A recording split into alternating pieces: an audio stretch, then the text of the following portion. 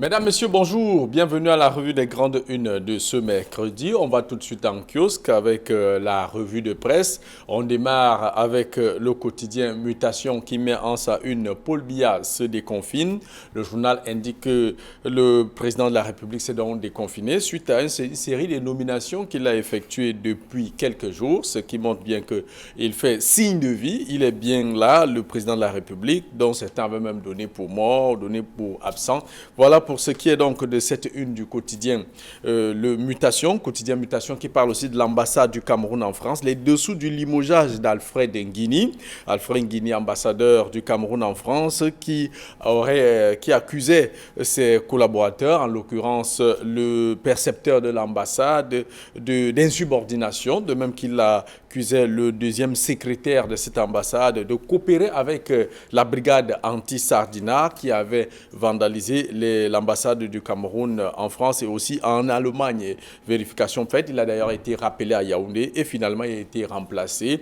Et du coup, le journal conclut que Alfred Nguini est au chômage. Voilà pour ce qui est donc du quotidien Mutation. Le quotidien Le Jour met en sa une poulet, tomate, la grande braderie avant la crise depuis quelque temps.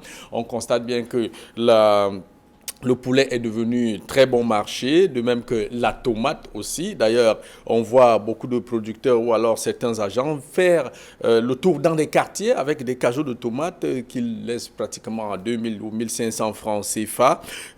Conséquence de la pandémie de Covid-19, glissement de la canne, les réactions, c'est dans les colonnes du quotidien Le Jour, de même que le quotidien, le journal La Nouvelle Expression a consacré sa une, le journal La Nouvelle Expression qui a consacré ça une compétition africaine, le CHAN et la CAN s'embourbent au Cameroun, écrit le quotidien La Nouvelle Expression. La Coupe d'Afrique des Nations pour laquelle le président de la République s'était personnellement engagé pour son organisation aujourd'hui en 2019 au Cameroun est finalement renvoyé en 2022, une première dans l'histoire de cette compétition. Si seulement Etoudi pouvait tirer toutes les conséquences de cette déculottée devant l'histoire et surtout la sagesse qui enseigne que qui remet à demain trouve malheur en chemin. Voilà pour ce qui est donc du quotidien La Nouvelle Expression sur ce report de la Coupe d'Afrique des Nations. Le journal parle aussi du concours d'entrée en sixième, cafouillage en perspective. Certains chefs d'établissement ont reçu pour l'instruction de retenir au plus 24 élèves par classe de sixième, une option susceptible de déboucher sur une avalanche de conséquences, écrit le quotidien La Nouvelle Expression. Voilà pour ce qui est donc du quotidien La Nouvelle Expression. Le quotidien Le Messager met en sa une la descente aux enfers d'Alfred Nguini. Il s'agit là de diplomatie, rappelé par Etoudi en avril dernier. Le désormais ex-ambassadeur extraordinaire et plénipotentiaire du Cameroun en France vient d'être limogé, remplacé par André Magnus Ekoumou. Il paye ainsi le prix de son indélicatesse dans la gestion de cette représentation diplomatique juste en un an et quelques jours en provenance. Il faut souligner qu'il était en provenance de la Côte d'Ivoire où il était ambassadeur du Cameroun. Et puis le journal parle aussi des Toukébé, des habits neufs pour le centre des handicapés, 25 milliards de francs CFA débloqués pour financer la rénovation de ce vestige, écrit le journal. C'est d'ailleurs un article que signe Soulé Onohiolo qui indique que si tout est fait avec célérité, eh bien, le ministre Alamine Ousmane Med devrait signer un accord de partenariat avec la Banque marocaine du commerce extérieur pour donner un nouveau visage au centre des handicapés des Toukébé qui, depuis quelque temps, croupit dans la décrépitude. Voilà pour ce qui est donc le journal qui parle aussi du CAN et du CHAN, la République des glissements. On se rappelle que la CAN 2019 avait été reportée, retirée au Cameroun, et puis la CAN 2021 qui vient aussi d'être reportée, évidemment, faute de suite pour cause de coronavirus. Et puis le quotidien Cameroun Tribune met en sa une CHAN 2020 et CAN 2021 s'est reporté. La Confédération africaine de football a renvoyé dans un an les deux compétitions que doit abriter le Cameroun. C'était hier au terme d'une réunion bien entendu, très attendue du comité exécutif de la Confédération africaine de football. Le ministre des Sports et de l'Éducation physique, Narcisse Mouele Kombi, a pris acte de ces décisions et a appelé les équipes de l'organisation à rester mobilisées. Et surtout, il y a un autre terrain où le Cameroun est encore attendu, c'est le parachèvement des infrastructures dont Garoua, les infrastructures côté de Garoua continuent de piétiner. D'ailleurs, le ministre Nassim Ouellekomi qui avait effectué une descente le 23 juin dernier, était d'ailleurs très vert de colère contre Prime Potomac, l'entreprise chargée de réaliser ces travaux. Et puis, le journal, le quotidien L'économie parle de coronavirus. Les prévisions le FMI revoit ses prévisions pour l'Afrique saharienne avec l'évolution de la pandémie. L'institution de Bretton Woods vient d'actualiser ses perspectives économiques pour l'Afrique subsaharienne. Et puis le journal parle aussi de gestion. Les états financiers du pays bientôt audités. De même que le journal parle aussi de start-up, innovation. Le start-up Ndoto conçoit un compteur électrique intelligent. Écrit donc le journal. On finit dans cette revue de presse avec l'œil du Sahel qui met en une report de la CAN 2021 Garoua, une énième opportunité pour Prime Potomac. Prime Potomac, c'est cette entreprise chargée de réaliser les travaux de construction des infrastructures dans la ville de Garoua qui continue de traîner la patte. Alors, le journal indique donc que c'est une opportunité qui vient d'être offerte à Ben Modo, son directeur général, de parachever le travail qui était attendu de lui. Voilà pour ce qui est donc de la revue de presse ce matin. Place à présent avec nos deux invités. Évidemment, le mercredi de Casimir Idriss. Casimir Désiré Tagne, bonjour et bienvenue à la revue de Grande Une. Pas trop de le rappeler que vous êtes journaliste d'investigation et directeur de publication du Jeune Enquêteur. Le Jeune Enquêteur qui paraîtra demain, je suis sûr que les téléspectateurs et les lecteurs vont bien le gommer parce qu'il y aura beaucoup de révélations dans ce sur la succession à Banjoun. Oui, bien sûr, sur la succession et beaucoup d'autres choses, sur une affaire qui se passe à Bomono et il y a beaucoup de litiges. L'affaire de chefferie. De ce côté-là, et nous venons d'apprendre qu'en back-office, il y a eu une affaire de 250 millions et c'est pour ça que Bomono se déchire. C'est chacun qui veut avoir sa part dans le gâteau, dans ce gâteau-là. Pourquoi ne pas se partager au lieu de se déchirer? Idriss Lisson, bonjour et bienvenue à la revue des Grandes Unes, évidemment avec l'actualité qui vous a marqué. Bonjour Jean-Paul, bonjour à tous les téléspectateurs. Une actualité qui m'a marqué, c'est tout simplement le fait qu'on passe de glissement en glissement. Bon, dans l'expression, on dit que... non, le messager de la République est glissement. Oui, mais la nouvelle expression aussi dit que... Le chant s'embourbe? Non, même pas que s'embourbe, c'est-à-dire que c'est nous qui remet à demain. Trouve malin en chemin. Voilà, donc. Bon, le journal a posé la question, c'est le Cameroun, à force de remettre à demain, finalement trouver malheur en chemin. Bon, en tout cas, c'est une belle opportunité, comme l'a dit si bien l'œil du Sahel ce matin, une énième opportunité pour que finalement nous soyons le jour dit qui ne fait que glisser. Finalement, que tous les infrastructures soient à jour et qu'on soit prêt à recevoir cette canne. Donc, je peux dire qu'il y a certaines personnes, Jean-Paul, qui sont tapis dans l'ombre, dans leur coin, et qui se disent « Oh mon Dieu, tu as entendu nos prières, qui est ce glissement, mais ce coronavirus, d'avoir aidé ce glissement pour qu'on... » Je vous assure, peut-être que... il y en a qui sont satisfaits de cela. Bon, mais nous, les Camerounais, nous, cette fois-ci, ce n'est plus de notre faute, c'est de la faute au corona, c'est la pandémie qui a véritablement gelé tout ce qu'il y avait comme compétition sportive, qui n'ont même pas encore repris, il faut le dire. Donc on attend de voir véritablement à quand la reprise et surtout si cette fois-ci nous serons prêts. Idriss, vous gardez la parole. Est-ce que finalement, il y a eu de glissement en glissement? On devait l'abriter en 2019, ça n'a pas été le cas, ça a été reporté.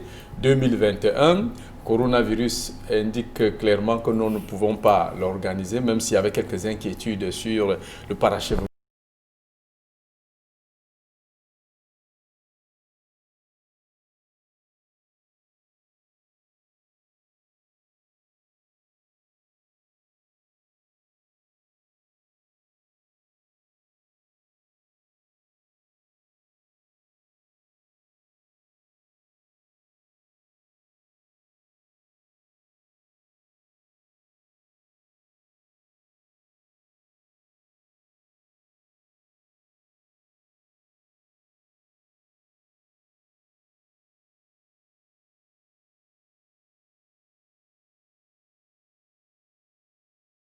Pour cette énième opportunité, enfin, Prime Potomac pourra livrer ses chantiers. Mais on le voit en face.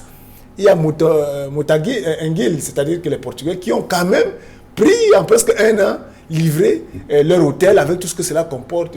Donc c'est pour dire qu'il y a quelque chose qui se passe concernant Prime Potomac. Vous vous souvenez bien qu'on a eu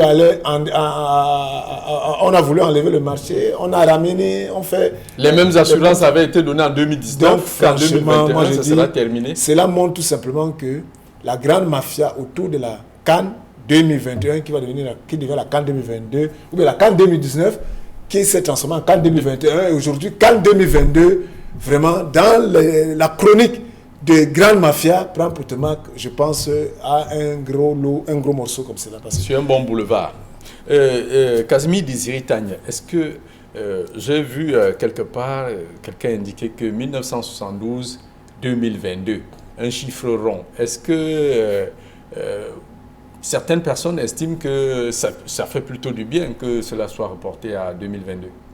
Mais n'oubliez pas qu'en 1972, Amadou Ahidjo n'avait pas besoin de plusieurs années pour organiser la CAN de 1972. Donc, il n'y a aucun parallèle à faire. Il n'y a vraiment pas de parallèle. La CAN 2019, qui a eu un premier glissement en 2021, pour 2021, et qui vient d'être reportée encore une deuxième fois pour 2022, nous nous posons la question de savoir si effectivement en 2022, cette CAN va se jouer au Cameroun, parce que la nouvelle expression nous l'a prédit, qui remet à demain trouve malheur. Pour vous, ça a tout son sens. Cet adage a tout son sens. N'oubliez pas que je suis notable et africain. Je suis un bon panafricaniste et je connais et je mets de la valeur dans les proverbes africains. Donc nous avons peur parce qu'on croit que 2022 c'est dans 10 ans. 2022 c'est dans un an et demi. C'est dans moins de 2 ans. Déjà, le Chan est là. Et je vais être un peu très sévère par rapport à ceux qui disent là, la Chan. Heureusement que la nouvelle expression nous a bien corrigé ce matin. Il y a beaucoup de gens qui s'amusent à dire la Chan, comme si on disait la championnat. C'est bien le Chan et la CAN.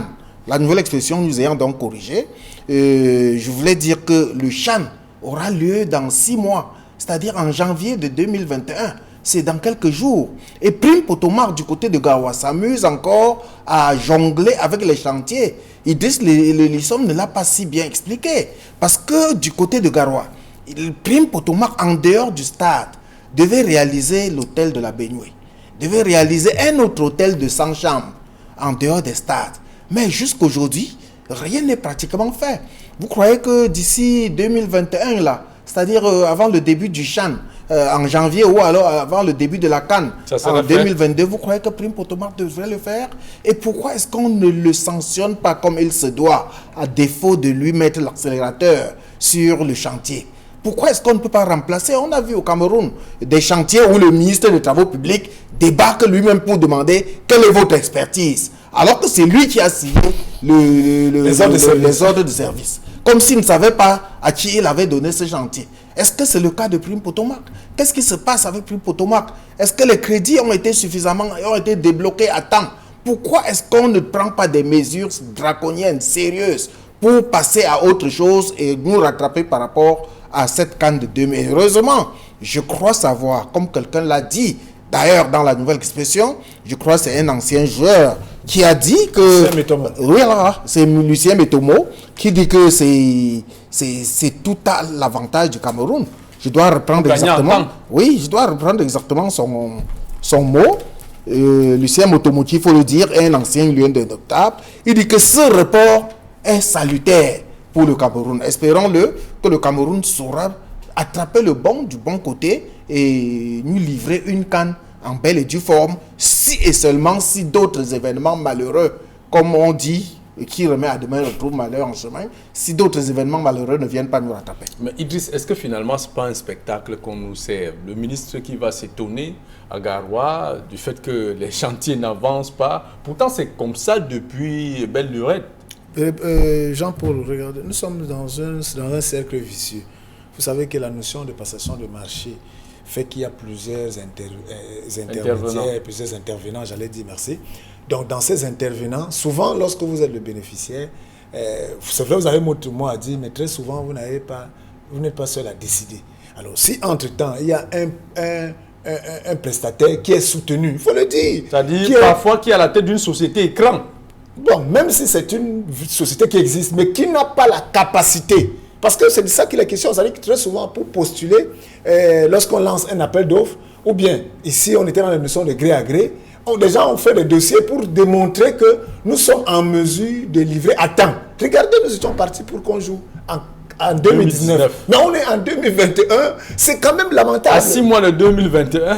J'ai dit en 2020 plutôt, et c'est quand même lamentable que si des structures qui, dans la presse partout, ont démontré ce qu'il fallait, il y a une question d'argent, il y a une montée descendue, on a facilité. Bon, tout à l'heure, Casimir le disait, on a vu des chantiers enlevés à des soumissionnaires pour d'autres.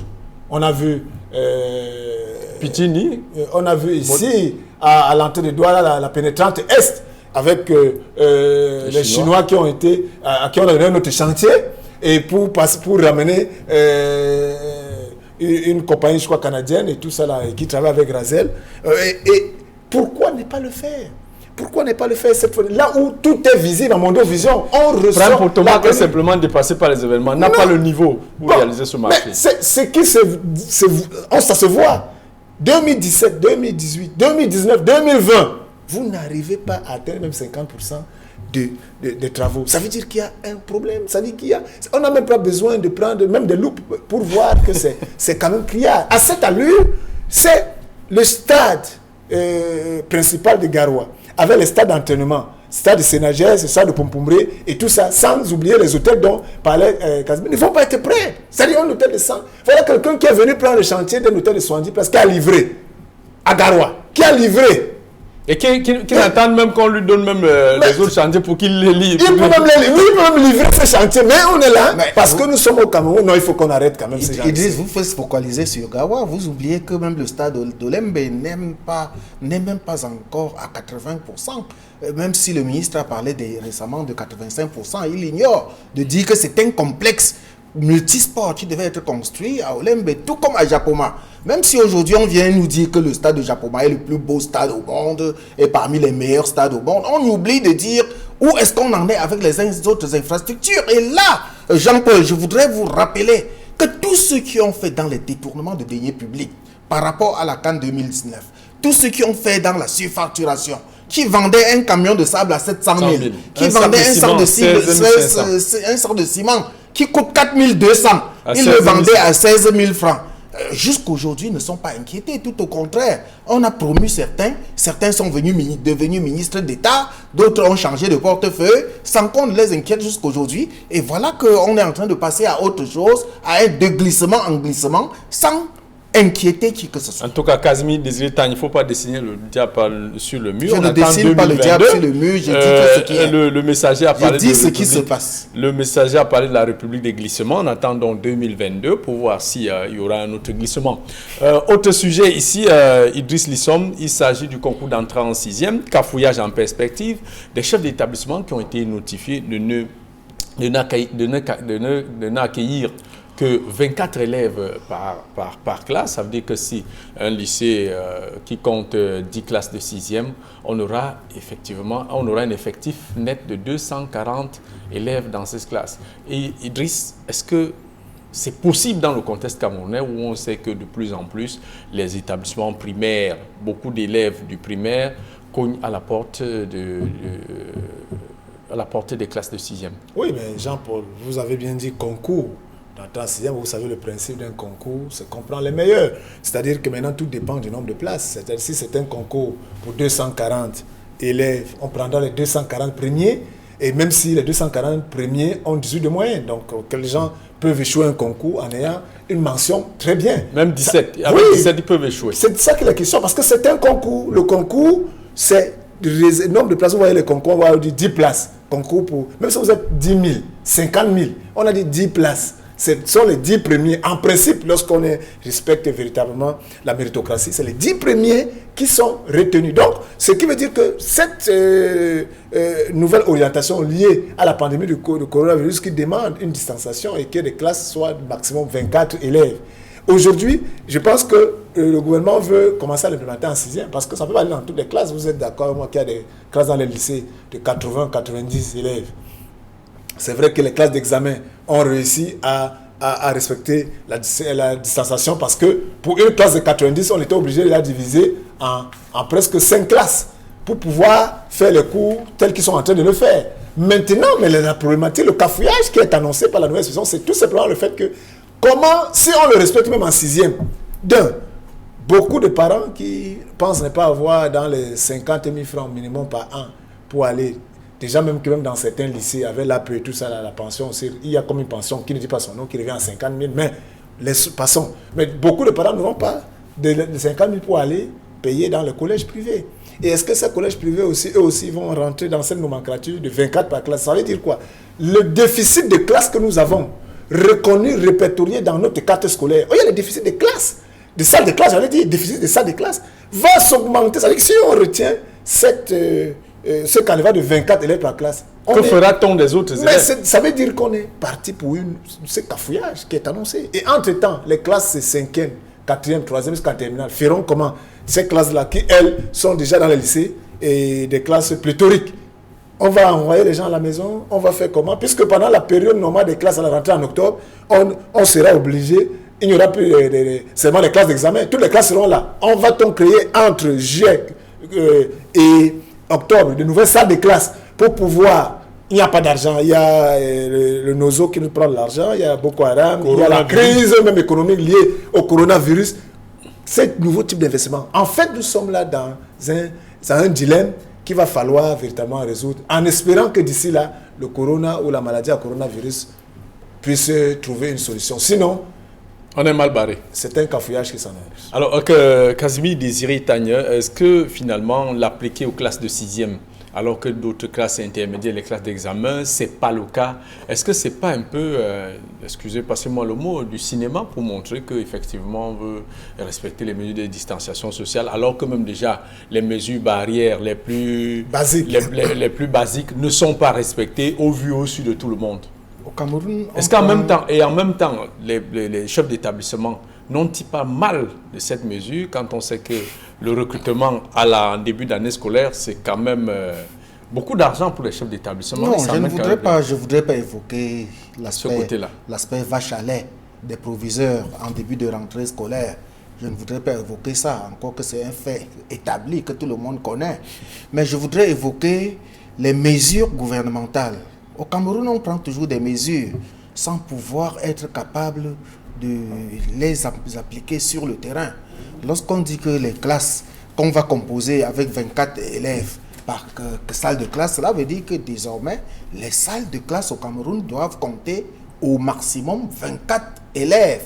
Mais est-ce que nous avons la capacité infrastructurelle pour abriter, pour que... Et même la ressource humaine. Et même, je commence par les infrastructures. Est-ce que nous avons les infrastructures qu'il faut pour abriter les classes de 24 élèves? Et à côté, est-ce que nous avons suffisamment des enseignants qui peuvent encadrer 24 élèves? Nous savons que les salles de classe, comme Idriss l'a dit, sont des salles de 80 à 120 élèves. S'il faut les éclater en 5 salles de classe, est-ce qu'un enseignant pourra, puisque nous savons qu'un enseignant a environ 4 salles de classe dans un établissement, est-ce que désormais il peut passer de 4 salles de classe à 12 salles de classe? Que fait-on donc du quota nécessaire qui est réglementaire pour chaque professeur? Le quota horaire. Cela veut dire donc, oui, je parle du quota horaire, je parle du total du nombre d'horaires, d'heures qu'un enseignant doit avoir. Est-ce qu'on ne devrait donc pas déjà penser au recrutement? Et c'est là où je dis toujours, au Cameroun, on met toujours la charrue à la prise en charge du recrutement. On devrait recruter des enseignants, et qui doit donc les prendre en charge? Parce qu'ils deviendront des fonctionnaires. À la charge de qui? Alors qu'on dit que non seulement le coronavirus, mais la guerre du Nozo... Il faut faire 3-4 ans avant de voir son salaire être payé. C'est une autre merde. Donc il faudrait repenser cette politique-là de l'enseignement sous le coronavirus. Et vous rappelez que le coronavirus n'est pas fait pour quelques jours.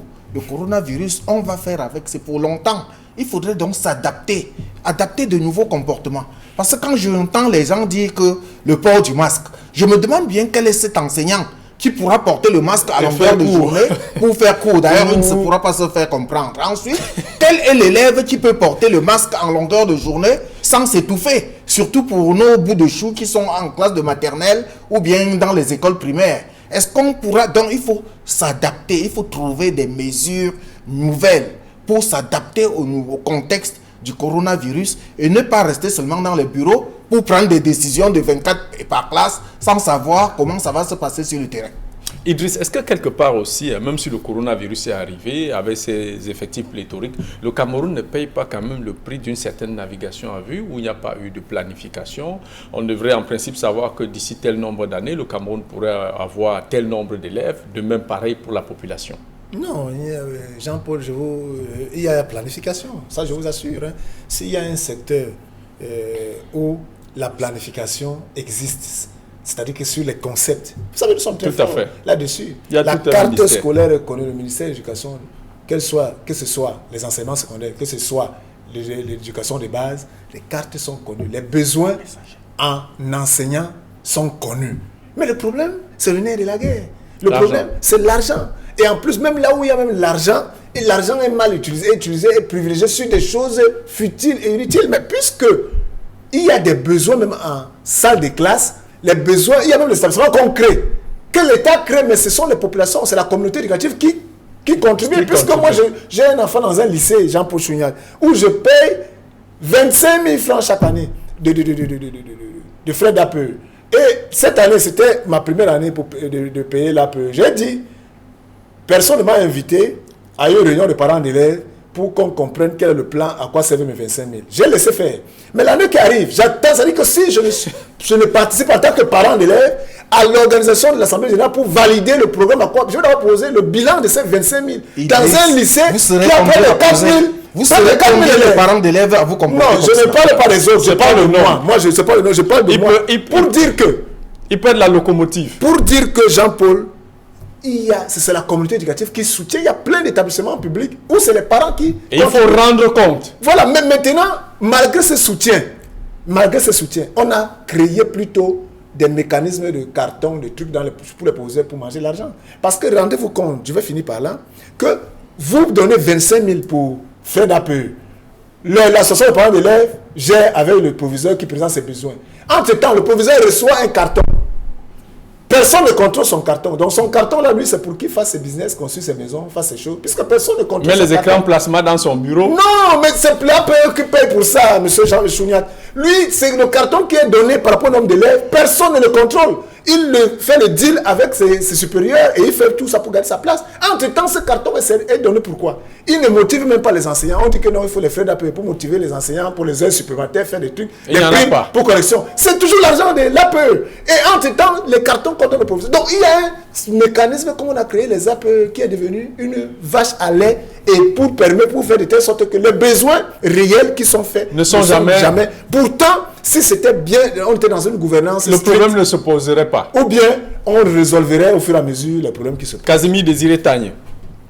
On sort de ce sujet pour parler du quotidien La Nouvelle Expression, qui est le quotidien Le Messager, qui parle d'Afren Guéni, sa descente aux enfers. Comment comprendre l'attitude de cet ambassadeur, ambassadeur du Cameroun en France, qui accuse ses collaborateurs, qui leur collent des motifs, du moins fallacieux, peut-être au besoin de les voir se faire licencier ou limoger, mais finalement, il a ouvert la NAS a fini par l'avaler. L'attitude d'Alfred Guéni nous a quelque peu surpris. Il s'est comporté comme s'il n'était pas un diplomate, et pourtant nous savions qu'il revenait de Côte d'Ivoire, il a passé presque 10 ans. Oui, il a passé beaucoup d'années là-bas. Malheureusement, c'est à peine 16 mois qu'il aura passé, c'est-à-dire moins d'un an et demi, à l'ambassade du Cameroun en France. Et il fallait s'y attendre. Lorsque nous avons vu ces agissements, avec des lettres ouvertes, des lettres incendiaires, où il revendiquait parfois là où il ne faut pas, avec des mots orduriers, et il mettait ça sur la place publique. Il a été rappelé en mai dernier, le 7 mai. Le 7 mai à Yaoundé. Et on attendait cette décision depuis plus belle lurette. Et heureusement qu'elle est tombée et que cet ambassadeur ne devrait se plaindre qu'à lui-même. Il devrait se regarder dans le rétroviseur et comprendre qu'il était le représentant d'un pays comme le Cameroun auprès d'une très grande nation, mais il ne se comportait pas comme il se devait. Et la conséquence, c'est que sous son règne, on a connu, l'ambassade du Cameroun en France a connu beaucoup de mauvaises choses, beaucoup de soulèvements, beaucoup de grèves. Les Camerounais qui venaient tous les jours fracasser, casser l'ambassade et tout. D'autres qui venaient pour obtenir des papiers et qui ne parvenaient pas, tout simplement parce qu'ils s'étaient donné une autre mission, qui était une mission contre son percepteur, M. Kechanke, qui aujourd'hui doit se frotter les mains et se dire que celui-là, il a encore reçu les noix de coco, parce qu'il faut éviter souvent de secouer le cocotier lorsque vous êtes en bas du cocotier. Idriss, quand on connaît généralement le comportement ou alors les missions assignées aux diplomates et la tenue qu'ils doivent avoir, comment comprendre les agissements de ce diplomate? Un diplomate n'était-il pas à sa place simplement? Il accuse ses collaborateurs d'être de connivence avec la BAS, le deuxième secrétaire, M. Oyongo. Il accuse également le percepteur Kechanke d'insubordination, qui voulait juste voir dans un recrutement fallacieux, dans un mauvais recrutement qui avait été effectué par lui. Et du coup, il l'a écrit contre eux pour les débarquer malheureusement. Comment comprendre cette attitude quand même venant d'un diplomate? Oui, mais ce n'est pas seulement une attitude diplomatique. C'est vrai que pour un diplomate, c'est une faute lourde, qu'il faut être le champion de la diplomatie. On s'est dit quand même que le diplomate, vu sa formation, vu son statut, il est la personne la mieux indiquée pour désamorcer les conflits. C'est ça, on dit qu'on fait la diplomatie. C'est ça qui est la question. Mais il est le premier. Maintenant, un diplomate qui doit désamorcer les conflits lui-même est auteur de conflits, ça veut dire qu'il y a un problème quelque part. Mais nous ne pouvons qu'être face à ce genre de tableau. Jean-Paul Chognard, parce que nous sommes dans une république où ne vous surprenez jamais. Ce n'est pas parce que quelqu'un est diplomate, il vous se comportera comme s'il était plus qu'un villageois.